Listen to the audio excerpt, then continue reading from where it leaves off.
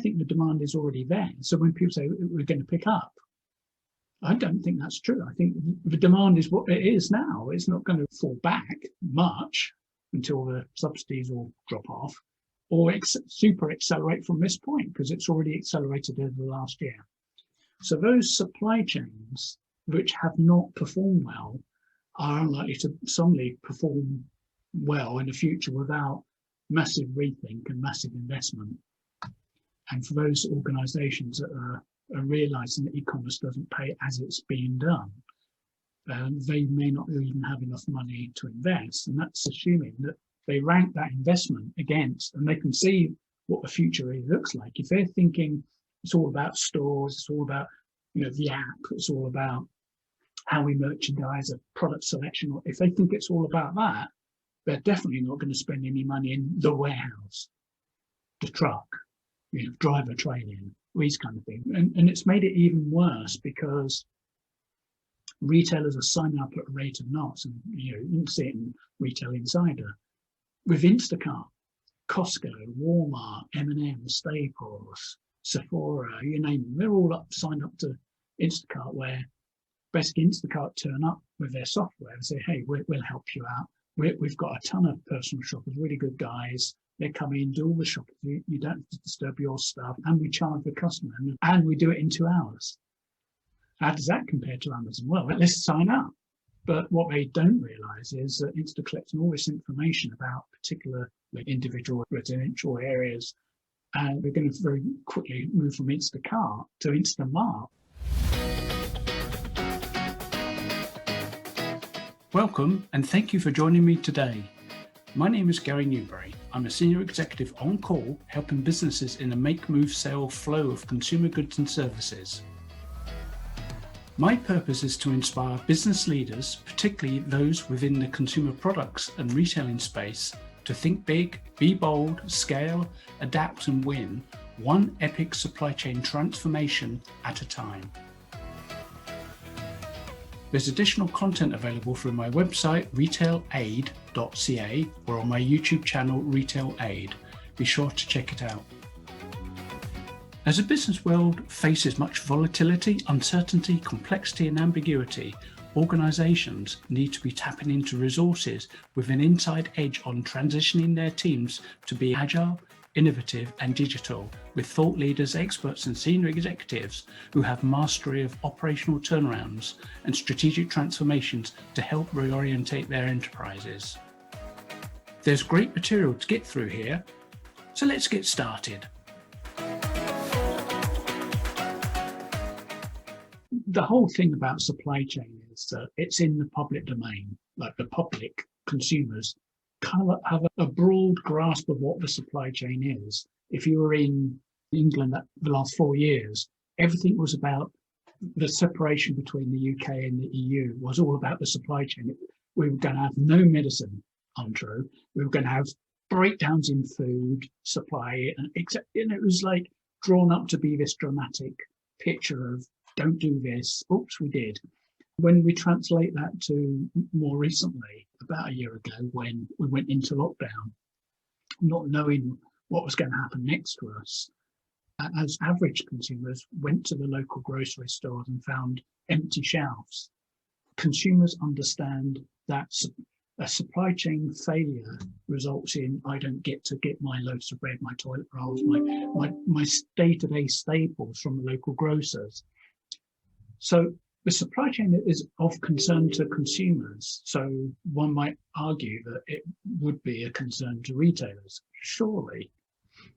And of course, if you prod any retailer, they say, our supply chain is really super important. We're working on it, we're doing things to it, we're digitizing it, making it more agile, we're pivoting all over the place.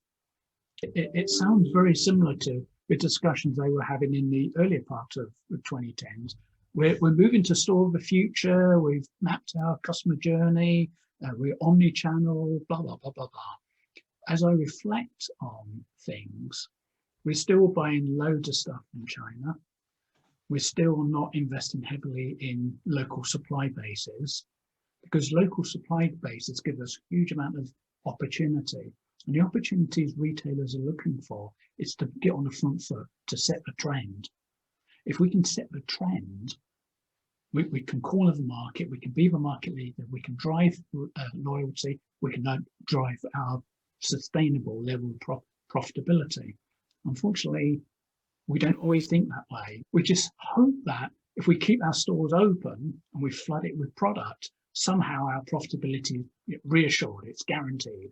And we've known that over the last 15 years, that really hasn't been the case. And we've seen, certainly running into the pandemic, tranches and tranches of stores being rationalised. And during the early stage of the pandemic, when retailers couldn't get hold of product, they had to work with their adjacencies, their competitors, with the manufacturers. They had to reduce their SKU count so that they could get something in their store so they could satisfy some of the consumers' demand. So supply chain is really kind of important to retailers, certainly important to consumers, because if the shelf's empty or if the e-commerce order can't be fulfilled, that's very disappointing for consumers. I just got a feeling that retailers, although they may say it's really important, it's all part of their DNA and they're pivoting, they're not really used to thinking of a supply chain as a strategic weapon in their toolkit. Amazon have. They've been doing it for 25 years. You may argue they're a great retailer, but actually they're a super supply chain company. They're able to get stuff from all over the world, 600 million SKUs of it, to my front door, with next day to later that week, to later that month, to maybe in 3 or 4 months' time. But I've got that huge array of product I could select from. If it's on Prime, I have an understanding it should be here within a few days, if not next day. Would you suggest maybe that today's supply chain is a bit outdated in some ways, as well as do you think the pandemic has accelerated this idea for retailers that, yes, there is a bit of a reinvention required? Retailers have not been used to seeing the supply chain as strategic. It's just something that gets done. In fact, it's something that quietly gets done until something goes badly wrong, like a promotion doesn't get to the shelf in time, the pallets don't get deposited on the shop floor in time, and it's a supply chain issue, and the old finger comes out pointing. Not learn from an instance, and they go and find who to blame, in which silo the person that I'm going to blame found in, give them a marker on their card, and then I learn nothing's changed. Somehow the thing gets done next time because everyone's on the edge of their seat saying, this is so important that the president or CEO came down to see me, I need to get this done. Rather than thinking, okay, is there a systemic issue here in how the supply chain is aligned across the organization? Until organizations adopt a different format of their organizational structure, the supply chain will always be tucked away in lots of inconvenient pockets. So you'll typically have your logistics, your transportation and warehousing, often in one bucket. Sometimes they're split, which makes for some interesting conversations. The bit in the store, the backroom operation, getting off the truck, that's stores. You've got the purchase ordering, that's probably merchandising. Demand planning is probably not supply chain. Yes, it is. No, it isn't. It's over here in the exciting bit. Allocation. That's probably a subset of merchandising in some stretch of imagination. You've got stores ordering their things. You've got the whole supply chain is all fragmented. It's all in little swim lanes and they don't really join up. And while we were in a steady state world where, the best we could do is like 2% increase year on year, and great, if we achieve 2% comp store growth, we're fine. But when we suddenly experience a demand shift of 500% on one or two lines and 500% the other way on other lines, and we're saying, what the heck's going on here? We don't understand. We don't have the horizontalization of the processes, and certainly none of the digitalization, which would help us to adjust to this really quickly and smoothly, so that we could actually make a few phone calls, just to, having a bit of a strain here, could you just push it a bit faster and get stuff onto a shelf as if nothing else had happened. So The first thing I think that retailers need to do is, and this is a wider question for retailing, and that is that marketing has been dispossessed. And I've said this for quite some time. I've met so many marketing people who've been in transition at this point in time, some from retail, who never had that pivotal role, which helped the organization to understand where we were going, where were the profitable segments, what trends do we need to create in the marketplace, what capabilities do we need to have in our organization, and the direction or the vision of which we should be progressing if we're going to be, sustainably profitable. So that's at the top of the organization. Typically, marketing have been down here to the side, banging out the weekly flyer. This is not a good place for marketing people to be. There's marketing comms. That's not marketing. Marketing is all about where we're going. And this is what we're doing this week. And then the second level in the pyramid is the buying and selling activity, merchandising, the store, the e-commerce, the creating interest and bringing the customers to a website to use our app in store. And then the supply chain does everything else. It actually does all the fulfillment of that requirement or that need or desire even. And for that to happen, the supply chain has to run horizontally because its job is to manage a supply network, add value to that supply network as it's passing through the supply chain, and deliver that product to where the customer needs it. And that could be in store on a shelf, could be in your trunk, click and collect, or in store somewhere and the buy online, pick up in store, or at a point of convenience for the consumer. It could be your porch, or if it's a heavy home delivery, across the threshold to potentially a room of choice. I don't see too many retailers thinking that way at all. I don't see much evidence of that. They see like facets of this puzzle. When it goes wrong, they tend to focus on it as a series of tactics. But do they learn anything from this fire? Is there a wider problem this is highlighting that we need to restructure our supply chain so it does run horizontally across the organization, unimpeded? It does meet the customer's requirements. It does add value into those relationships. So how much then, in your estimation, how important is the digitization of the entire operation to creating that horizontal approach to supply chain? Normal temptation by some companies, they get the glossy brochure. This software is going to do all of this for us. Great. All we have to do is just buy it and job done. And we can have this great nirvana of everything's joined up. It has AI in it and machine learning.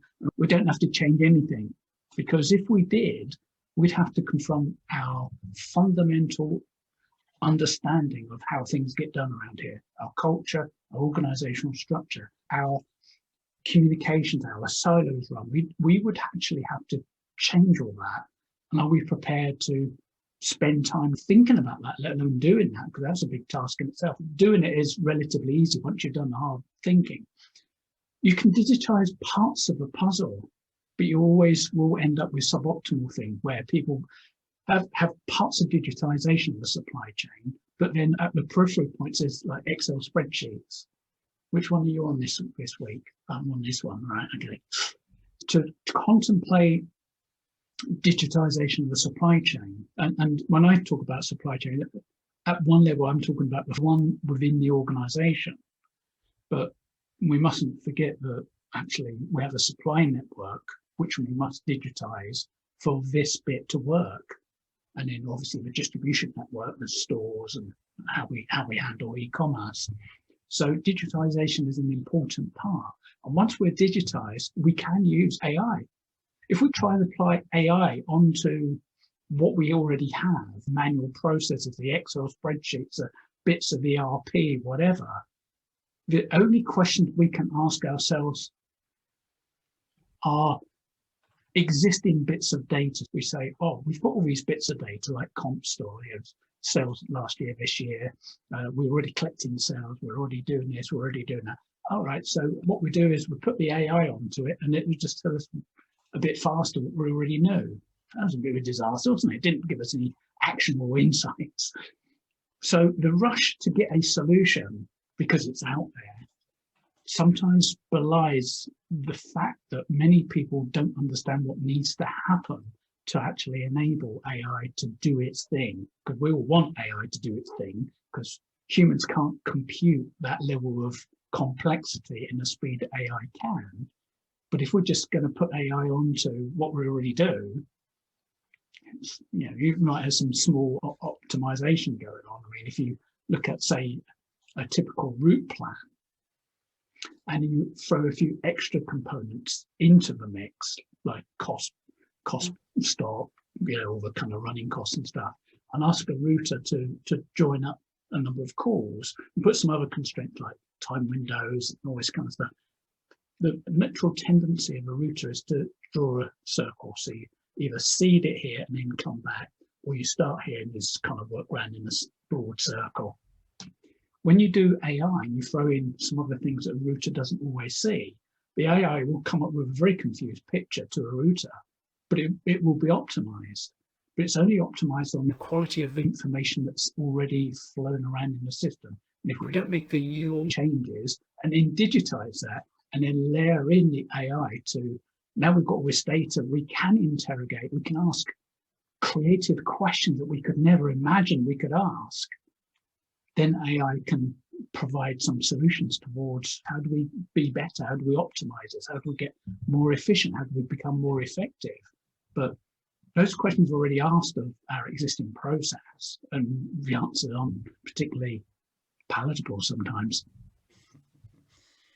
What are some of those other layers that needed to be added on in order to support the, as you're suggesting, and I mean, it's an equation, right? What you get out of AI and the machine learning you're providing it with, it's dependent on what you put in. What are some of the other layers that help support that, or that should help support? If we are able to digitize in such a way that the silos don't, we can virtualize and get rid of silos, but if we don't physically get rid of silos, if we still have these vertical things, these command and control structures which communicate and share values downwards, and we're trying to construct a horizontal process, we can attempt to digitize that. And if we want some sense of what that is, back in 2000, we had the Y2K, everyone rushed around and bought ERPs to digitize. Basically, that was the first level of digitization. It's just like,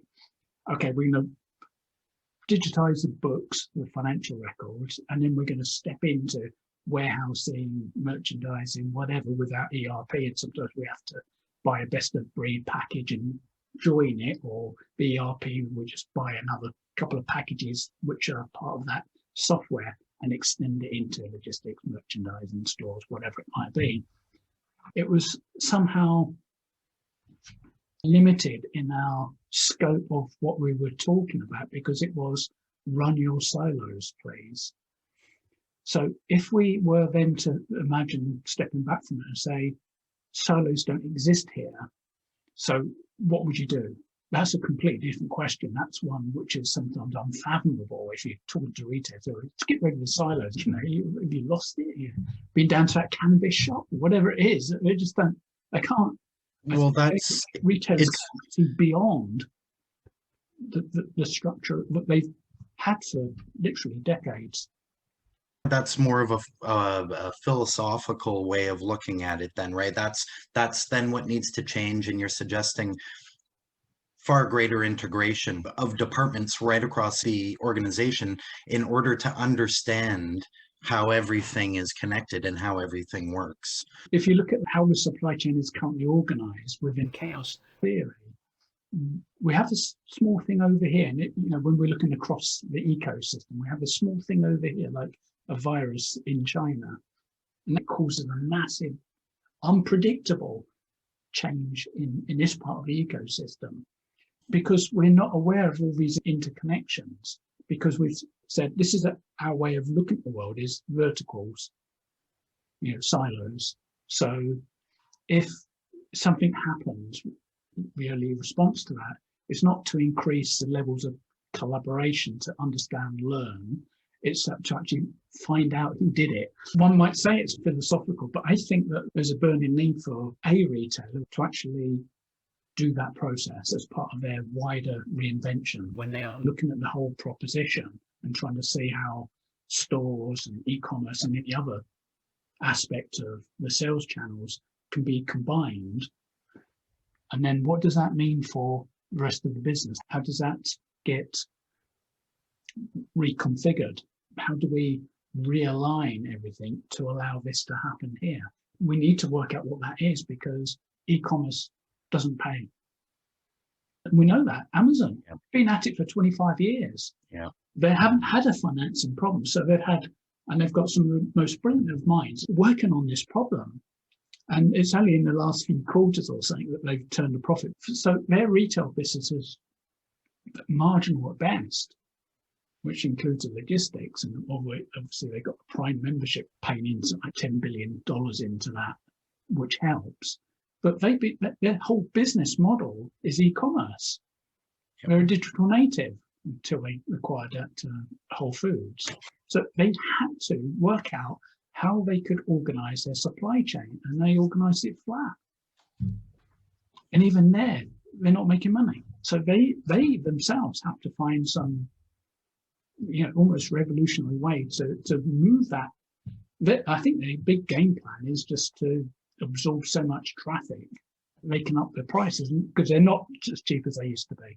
Yeah, that's what it has seemed like for close to a decade now, is that they just look to absorb the share of wallet, the amount of consumers out there. I guess putting it crass, in a bit of a crass way, look to put their competitors out of business. But it's a funny game they're playing because much of their product is not theirs, right? Yeah. So it's close to 60% is not theirs. Okay, and that's actually quite an improvement over, say, 5 years ago. I do know that they were putting a lot more effort and focus into development of their own product. That aside, I'm going to ask a crazy question. What can be done then to generate revenue online? And I suppose, how much of a benefit might a smart omni-channel offering help in terms of curbside pickup and in-store and the rest of it? Retail has been brought up on a diet of growth, sales, grow the number, get rewarded, you're doing a good job, you're building sales, that's great. Very few of them have actually been very motivated about growing beyond gross margin, so their net profit situation. So here we go, e-commerce comes along, it starts off maybe 0.5%, but it's a fledgling business, and guess what? Year on year, it's grown by 40%. Fantastic. It's a great little stream of business.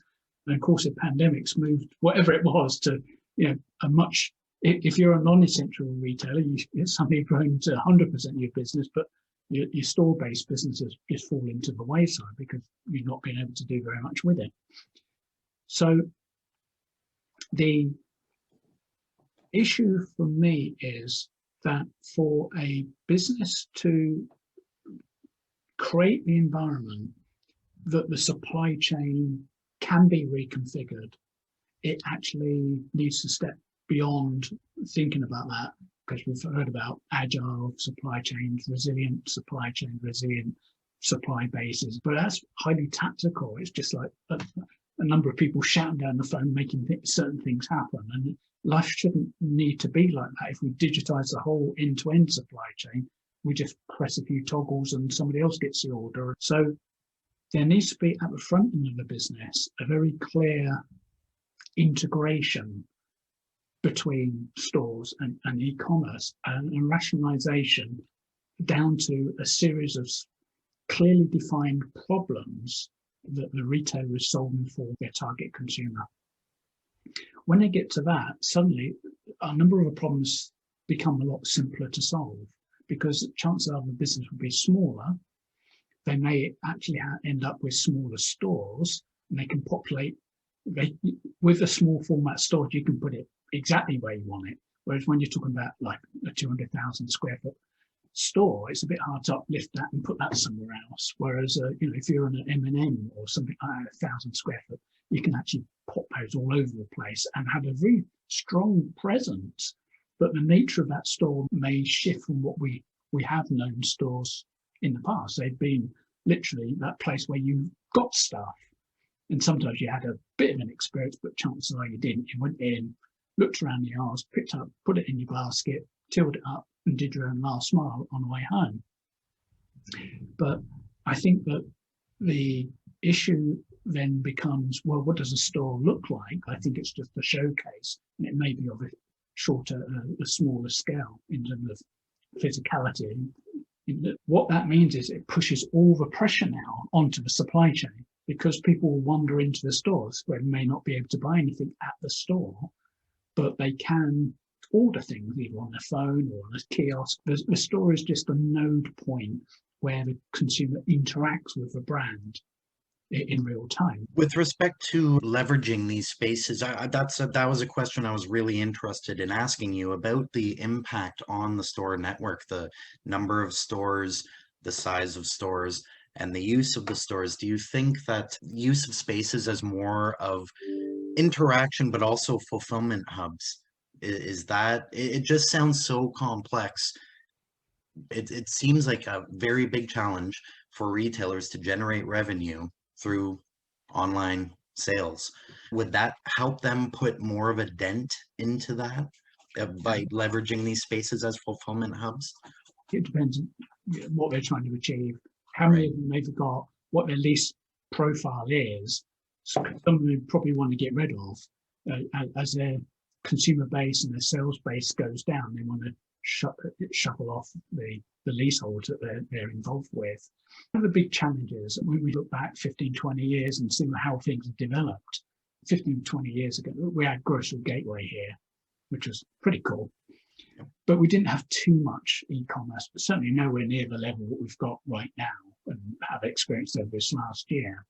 So e-commerce was like almost like a skunk works that nobody really had to think too hard about it. Often it was just done as a bolt on, and most of the mainstay warehousing was concentrated on maybe somewhere out in the west, maybe a Calgary, Edmonton warehouse, or Vancouver and Toronto. So all the consultants were saying to retailers, consolidate your warehouse, you get the square root effect. So you only carry one set of stock, you pick once, put it on a truck and send it 3 or 4 days across the country to Halifax, to Vancouver, wherever, and we're all good. And all of a sudden e-commerce came up and they said, well, do you know what? Let's just do it as a skunk works project somewhere in the warehouse, before they suddenly realized that their systems weren't able to cope with singles picking and then a subsequent operation and then another singles picking of the same item, and then pick and pack and send it off, and then probably put it into Purelay to Canada Post or UPS, and suddenly realized that that's quite expensive to do that. So maybe the business grows, we need a bit more space in the warehouse, let's do this more professionally. But we're still manual picking. So if you imagine trying to pick 10,000 SKUs up to 6 feet high, some of your shelving, racking, boarding would just expand. In your conventional case picking warehouse, all of a sudden you get this big lump of area, e-commerce, and it's great, but it's only still 1% of the business. And so there were decisions to be made about, it can't stay in the warehouse, it's disruptive, our systems aren't coping very well with it, it's very labor intensive. What do we do about this? Well, until about 2 or 3 years ago, the MFC, the micro fulfillment centers, really didn't feature in conversations. We'd break it out and do little mini warehouses closer to the market. And then there was a line of thought, well, let's just put it out the store. Let's just push all the stock out to the stores and let them pick it. So I can either pick it for Boppis, click and collect, or pick it for a local delivery company to send it to people's homes. Well, that's fine. But again, in the old world, the customer would come in, do their own selection, till up, put it in the back of their own trunk, and then do their own last mile. So it was relatively cheap to think about that.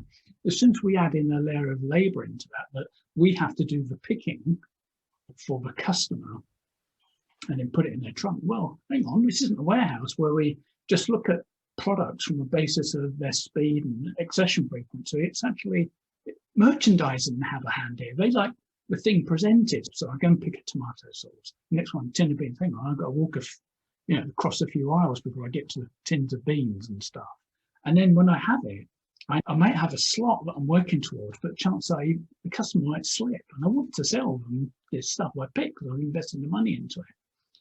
So what's happened last 2 or 3 years has been some interest, I wouldn't say a huge appetite, but some interest in micro-fulfillment centres, which tries to automate this operation, whether or not it's at the back of the store. Literally, we move the wall in and we put the automated or the mechanization in behind the store, or we just find the store that the sales gone down, but we found this space and we put it in there as in kind of create a dark store, for want of a better way of expressing it. And therefore we take quite a considerable chunk of labor out of the equation, and also we speed up the process, because when we used to send somebody to do a store pick, and if it might be 10, 15 items, we could lose a person for at least half an hour, and they'd get distracted by the customer. And we wouldn't say to them, tell the customer you're picking not to disturb you. There's a lot of advantages to having a micro fulfillment center, but the trouble is they're somewhere between $3 and $5 million each, and depending on how dense your stores are, and the actual population you're trying to serve, you may actually want to put it in a dark store format as opposed to behind each store, because you can have one costing you, maybe 3, 4, 5 million, or one in each 4 or 5 stores. That becomes a very expensive capital spend and very hard to justify. When going back to the original comment, that retailers tend not to see the supply chain as a great area of investment. It's more about new product development, merchandising, new stores, new stuff inside stores in terms of the way it's organized and color schemes and things like that. The supply chain was something like trucks and racking and warehouse and guys in sort of lugging boxes around. It's not really exciting for a retailer. Looking at things this way, could you possibly suggest that supply chain should actually be, its definition will evolve in the near future, won't it? It'll be seen as one of the business leaders.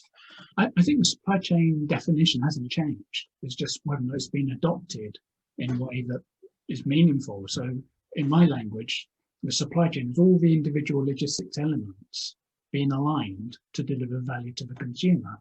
That fundamentally hasn't changed for decades. But when we look at retail and what might happen in the next few years, we may find that there's a greater realization. We do that or we die. Let's just think about what might happen the next year or so. We've got the vaccines coming in. That's going to take time. We know we're in Canada. We know we've had delays already. We were told by the end of September we'd all have the opportunity to have it. Guess what? We're struggling.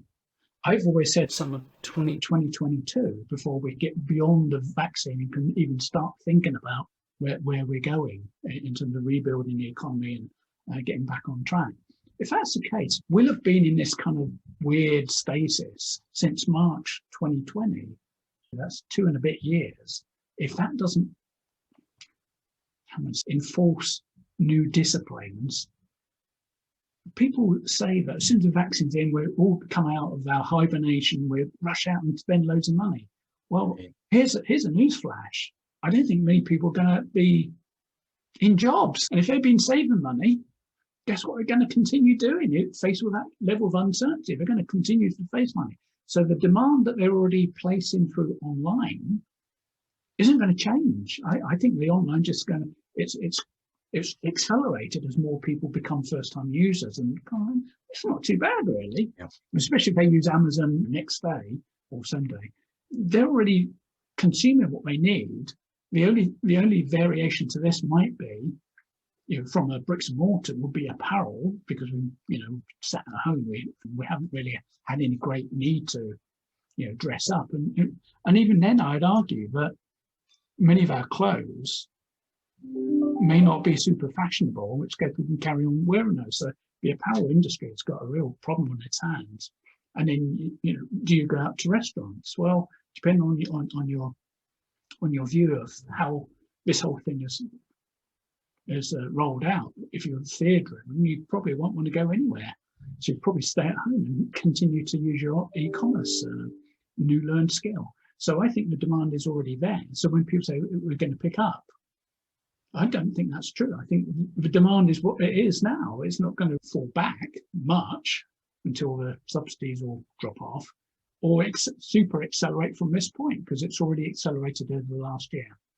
So those supply chains which have not performed well are unlikely to suddenly perform well in the future without massive rethink and massive investment. And for those organizations that are realizing that e-commerce doesn't pay as it's being done, they may not even have enough money to invest. And that's assuming that they rank that investment against, and they can see what the future really looks like. If they're thinking it's all about stores, it's all about the app, it's all about how we merchandise a product selection, or if they think it's all about that, they're definitely not going to spend any money in the warehouse, the truck, driver training, these kind of things. They're just, and it's made it even worse because retailers are signing up at a rate of knots, and you can see it in Retail Insider with Instacart, Costco, Walmart, M&M, Staples, Sephora, you name them. They're all signed up to Instacart, where basically Instacart turn up with their software and say, hey, we'll help you out. We've got a ton of personal shoppers, really good guys. They come in, do all the shopping. You don't have to disturb your staff, do it really super cheap, and we charge the customer. And the reason I go forward with so fun. And we do it in 2 hours. How does that compare to Amazon? Well, let's sign up.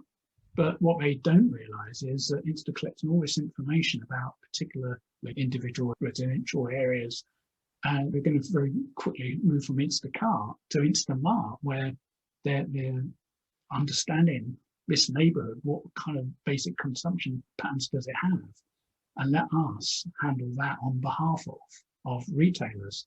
So they instead of learning from the last, say, 15 years, and then coming to this point and saying, well, the pandemic has forced us to look at our organizational structure, and particularly our supply chain, because this is going to be our future way that we're going to fulfill demand, and learn what do we need to do, and bring in those skills that can help that one along. It's like, okay, we're just going to use Bill and Bob. They've been in this business for 20 years. They know what they're doing. They know the product inside out. They know how I work if I'm the president or CEO. They say something like, you've got to do this whole bunch of singles picking with a system that hasn't been invested in for some years, and make it work. And also we're going to transmit this through to stores to do, so it becomes even more fragmented. And that's it. Oh, by the way, we're going to do Instacart. So instead of learning from it, we're actually just pushing the problem off. And this is why I say that when I think about retailers and supply chain, we logically think they should be like really up there, because this is how they're going to meet the customer's requirements. But actually how they do it is completely different. They think of all the shortcuts to get there. Well, we get Instacart to do it. Well, it's expensive, but don't worry, the customer will pay. Well, that's okay. The customer doesn't want to pay. What are we going to do now? Oh, we're paying? Right. It's a great point you bring up. The parallels between what Instacart are doing and what Amazon did to grow their business are incredible. It wasn't really years until people clued into the fact that Amazon, as well as being a massive supply chain network on their own, they're also a data warehouse. They have been collecting data on the consumers of the products that they are helping to ship for years and years and years, until they can start to phase those folks out and create their own product. right? Just on that point, we had an episode on this. I think it was one about Amazon and the Competition Bureau. And I raised the point that I met somebody in a pretty senior position. He said, "Oh, those Amazon people, they're terrible. They bring stuff in, basically study it, and work out their one. And then on the virtual shelf, they put it ahead of this, so that say if there's a craft item and they've got an Amazon item, guess where you go first? You go to the Amazon, and by the way, you've got craft in the background." I said, "Would you just go to your local grocers? That's what we've been doing in private label. Amazon are so much better at it because they use data. They don't sit there with pen and paper and go, I've been here for an hour. I think we've seen 10 of those." So Amazon are just leveraging so much of more modern thinking than, let's call it legacy, traditional, terrestrial, whatever you like to call them. Retailers are stuck in a model that was built in 1920, basically, and hasn't really seen much innovation breathed into it for a long, long time. Well, speaking of that innovation, and you mentioned resilient supply chains, if we're talking about building a flexible supply chain that can, obviously the pandemic presented something that nobody could have expected, and it's pretty monumental, the challenges that are associated. But if we're talking about changes in market conditions that can possibly be tackled through a more flexible supply chain, what does that involve? What does that look like? And what do retailers need to do to make sure that they are able to execute on that? The pandemic could have been predicted easily, and I'm sure in many business continuity plans, pandemic featured, but its risk was scored at zero. The impact of it may be millions, billions, but then they said, well, have we ever had a pandemic here? No, zero, and then times one by one to say zero. No, nothing to see here. We had SARS here, because I was literally in Canada visiting when we had the SARS outbreak here. We had Ebola, H1N1, now we had COVID, and there was another one in there. I always forget one of them, in the last 20 years. So people claim it was a black swan moment. I think the black swan moment was the actual governmental intervention to actually lock things down. I wouldn't have been able to predict that was going to happen, but certainly the spread of viruses within North America, within Europe, could have reasonably been predicted. And then if you just work out a different categorization, that the borders get closed in, say, China, there's some kind of geopolitical virus, natural disaster, whatever, and borders closed, what happens next? It doesn't matter what it is, but the borders are closed, we can't get the stuff. What happens next? And that's a question that we should always be asking when we're going through the business continuity plan. Don't worry about the nature of it, just say the borders closed, what happens next? So in terms of resiliency, there's a very simplified, and I use that word carefully, simplified formula. And it is that if X is the level of disruption, or the amount of time the disruption lasts, and Y is the amount of stock you have, if Y is higher than X, you're resilient, technically. But if X is higher than Y, it lasts longer than you can use, your stock users. And this assumes level demand. And there's the thing. And then you're not resilient. Now, we know that as soon as somebody said lockdown, you had something like 3% of the population just went out and just filled their trolleys with anything. Whereas people like me, more considered buyers, just increased our frequency of visiting. And also, instead of waiting for the week before we're just about run out, better get that. I'm not sure if it'll be back, if it'd be in stock when I actually would naturally come in. So I'd not only come in twice in a week, I'd pick off some other items. So how does a supply chain try and manage through that kind of disruption? Well, I think we've covered most of these issues already, but let's just sort of play them out. One is we do have to have that pyramid type of organization, so that you have the marketing and the sales and buying here, and then your supply chain. You do have to take all those silos out of that, so you have one supply chain. And actually collaborates with suppliers in such a way that the suppliers see you as the effective way of getting to the market. You don't sit there once a year and say, I want 10% off of this. Sorry, as if you think, well, I probably will do in this world, but in the old world, I used to sit down and go, I'll have 10% off your margin this year. Thank you very much. And by the way, halfway through the year, I change the spec and expect you to carry on. So it becomes very onerous for a supplier to actually use the retail channel to access mass markets. So I have to find a way of encouraging the different dialogue there. I have to collaborate. We have to look at suggestions that suppliers are making, not just for new products, because often that's where retailers get their new product ideas from. It's not that they create them, the supplier says, oh, I've got some lists for you. So we need to horizontalize the supply chain. We then absolutely need, we've now created the environment to digitize that and the supply network. So as we digitize the supply network, we work out what availability we have actually, and we run a distributed order management system across the whole piece so that when an order comes in from a customer, it's distributed order management system, we'll work out what's the best way, which is probably fired up by some kind of AI sitting behind it, but it's really a set of algorithms. Where's the best way of satisfying this demand so that consumer gets one delivery, it meets the expectation of next day, and it's at a cost that we can bear. So when you've got to that, you're in a really strong position because you're taking the whole of the supply chain. If you somehow, as is likely, you get the wrong balance in the wrong place, you don't want to be fixing that physically. You want the system to tell you what's the best route through this to meet the service specification that you set out, say on your website or that you go to market with. There's some like big assumptions in that you would have to start to rewrite some of the supplier contracts. So they show much more flexibility. You have to have your purchasing team working with lots of other suppliers. The general idea about purchasing is the more you buy from somebody, the better the discount, the easier it is to fill up a truck. So you can get the truck more frequently, and you want to get a full truck when it comes.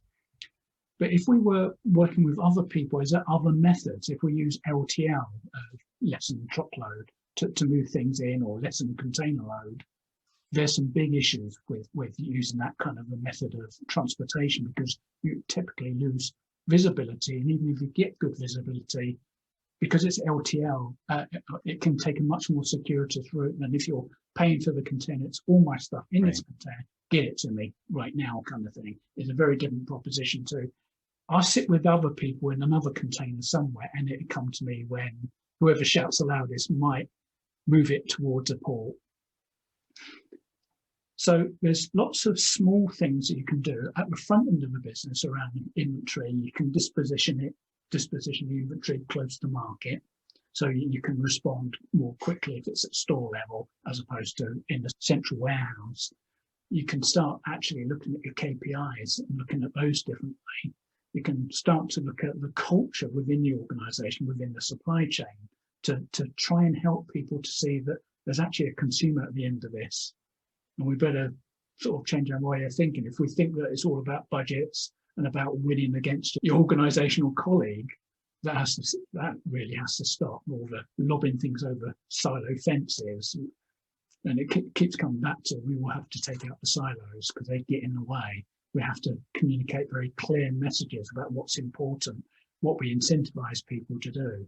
If we had more time, I could get a whole checklist of things that we would have to think about in a different way to be able to just to create the infrastructure independent of the rest of the business who'd be shouting at you.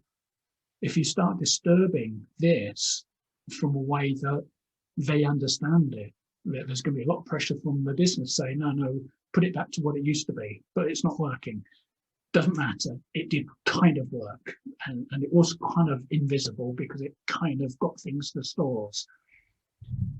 But if you want to do a proper agile supply chain, you need to start working very quickly on finding ways of bringing stuff in just in time for where you kind of, I would call it pick to zero or cross-stocking. So literally it lands in a way that it can be divided up quickly and pushed into a number of trucks which go into different stores. But these are all quite seismic challenges when the rest of the organization is doing nothing else than it has been doing for a number of years, let's say. Well, and it sounds like everything we've spoken about over the last hour, they're all huge challenges on their own, yet they're all interconnected. I've got one more question for you here. It's really pointed. You mentioned something that needs to trigger change. Is COVID-19 that trigger? No. What needs to happen? Let me just explain why I think that. There's a sort of weird, I would say, concept in life that if you face adversity, what do? You have two choices. Either you stand back and rethink, what is the problem here? Am I diagnosing it right? Once I've diagnosed it right, what is my line of action?